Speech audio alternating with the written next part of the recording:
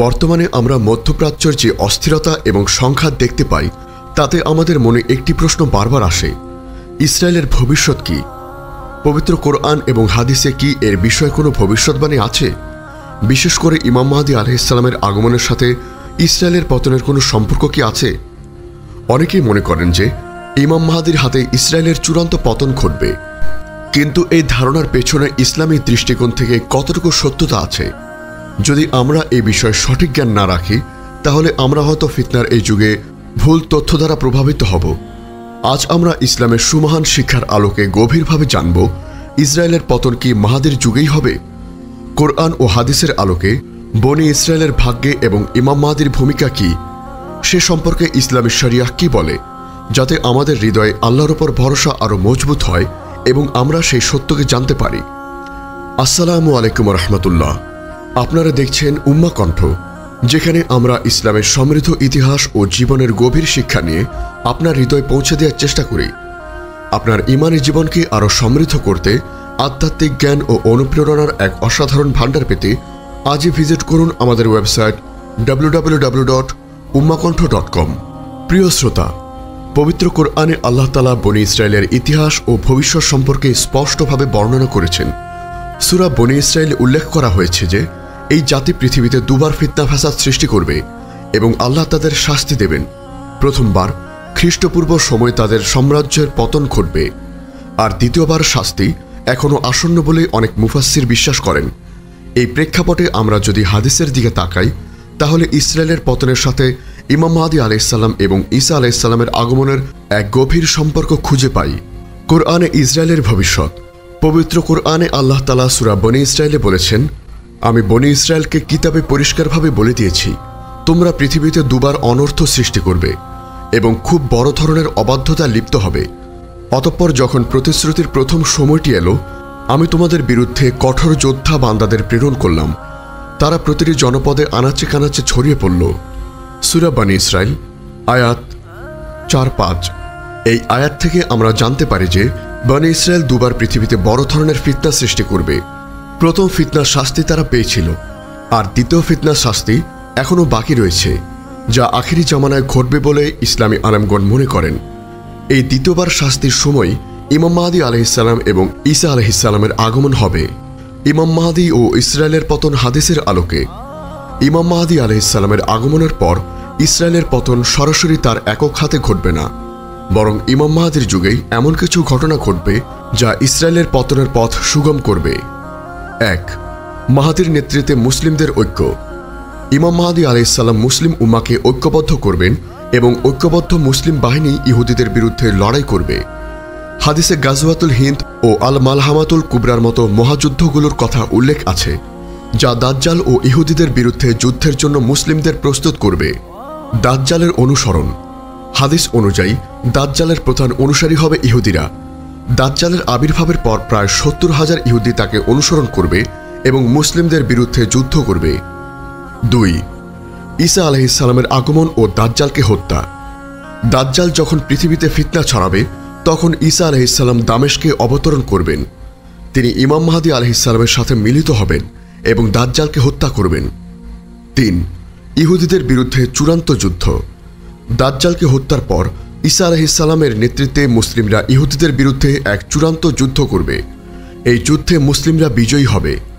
সহিহ মুসলিমের একটি হাদিসে রাসূল সাল্লাল্লাহু আলাইহি ওয়াসাল্লাম বলেছেন, কিয়ামত ততক্ষণ পর্যন্ত সংগঠিত হবে না যতক্ষণ না মুসলিমরা ইহুদিদের সাথে যুদ্ধ করবে। তখন মুসলিমরা তাদের হত্যা করবে। এমনকি ইহুদিরা যদি কোনো পাথর বা গাছের আড়ালে লুকিয়ে থাকে তাহলে সেই পাথর বা গাছ বলে উঠবে, হে মুসলিম, হে আল্লাহর বান্দা, আমার পেছনে একজন ইহুদি লুকিয়ে আছে, এসো তাকে হত্যা করো। তাহলে ইসরায়েলের পতন কি মাহদীর যুগেই হবে? এই প্রশ্নের উত্তর হল হ্যাঁ, ইসরায়েলের চূড়ান্ত পতন ইমাম মাহদীর যুগেই হবে। তবে এই পতন শুধু ইমাম মাহদীর একক হাতে ঘটবে না, এটি হবে একটি সম্মিলিত প্রক্রিয়া, যেখানে ইমাম মাহদী আলাইহিসসালামের নেতৃত্বে মুসলিম উম্মাহ ঐক্য এবং সর্বশেষ ঈসা আলাইহিসসালামের সরাসরি হস্তক্ষেপের মাধ্যমে এই পতন ঘটবে। ইমাম মাহদী আলাইহিসসালাম হবেন সেই নেতা যিনি এই মহাযুদ্ধের জন্য মুসলিমদের প্রস্তুত করবেন। তার নেতৃত্বে মুসলিমরা একত্রিত হবে এবং ইহুদিদের বিরুদ্ধে লড়াই করবে। আর এই যুদ্ধের চূড়ান্ত বিজয় এবং দাজ্জালকে হত্যা করার মাধ্যমে ইসরায়েলের পতন নিশ্চিত করবেন ঈসা আলাইহিস সালাম। আমাদের করণীয় এই ভয়ঙ্কর ভবিষ্যৎবাণীগুলো জেনে আমাদের হতাশ বা ভীত হওয়া উচিত নয়, বরং এটি আমাদের জন্য একটি সতর্কবার্তা এবং একই সাথে একটি সুসংবাদও। আমাদের প্রধান দায়িত্ব হল ১. ঈমানকে মজবুত করা। সকল ফিতনার সময় ঈমানকে দৃঢ়ভাবে আঁকড়ে ধরতে হবে, আল্লাহর উপর পূর্ণ ভরসা রাখতে হবে। ২. ঐক্যবদ্ধ হওয়া। ইমাম মাহদী আলাইহিস সালামের আগমনের পূর্বে মুসলিম উম্মাহকে ঐক্যবদ্ধ হওয়ার চেষ্টা করতে হবে। ৩. সঠিক জ্ঞান অর্জন। কোরআন ও সহিহ হাদিসের সঠিক জ্ঞান অর্জন করা এবং মিথ্যা তথ্য ও গুজব থেকে নিজেদের রক্ষা করা। ৪. ধৈর্য ও দৃঢ়তা। আখিরি জামানার সকল ফিতনা ও পরীক্ষায় ধৈর্য ধারণ করা এবং আল্লাহর পথে অবিচল থাকা। প্রিয় শ্রোতা, ইসরায়েলের পতন এক সুনিশ্চিত সত্য, যা ইমাম মাহদী আলাইহিস সালামের যুগেই ঘটবে। তবে এই পতন কোনো সাধারণ ঘটনা হবে না, বরং এটি হবে আখিরি জামানার সবচেয়ে বড় ফিতনা দাজ্জালের বিরুদ্ধে চূড়ান্ত লড়াইয়ের ফল। আমাদের উচিত সেই দিনের জন্য নিজেদেরকে আত্মিকভাবে এবং মানসিকভাবে প্রস্তুত করা। আল্লাহ আমাদেরকে ফিতনা থেকে রক্ষা করুন এবং ইমাম মাহদী আলাইহিস সালাম ও ঈসা আলাইহিস সালামের পক্ষে লড়াই করার জন্য যোগ্য মুমিন হিসেবে বিবেচিত হওয়ার তৌফিক দান করুন। আল্লাহুম্মা আমিন। আমাদের এই মহৎ বার্তা ছড়িয়ে দিতে অনুগ্রহ করে চ্যানেলটি সাবস্ক্রাইব করুন এবং বেল আইকনটি প্রেস করুন। আমাদের ফেসবুক পেজ ফলো করে উম্মাহ কণ্ঠ পরিবারের একজন অংশ হন। ইসলামিক ব্লগ ও রিসোর্স পেতে আজই ভিজিট করুন আমাদের ওয়েবসাইট www.ummahkontho.com। বর্তমানে আমরা মধ্যপ্রাচ্যের যে অস্থিরতা এবং সংঘাত দেখতে পাই, তাতে আমাদের মনে একটি প্রশ্ন বারবার আসে: ইসরায়েলের ভবিষ্যৎ কি? পবিত্র কোরআন এবং হাদিসে কি এর বিষয়ে কোনো ভবিষ্যৎবাণী আছে? বিশেষ করে ইমাম মাহদী আলাইহিস সালামের আগমনের সাথে ইসরায়েলের পতনের কোনো সম্পর্ক কি আছে?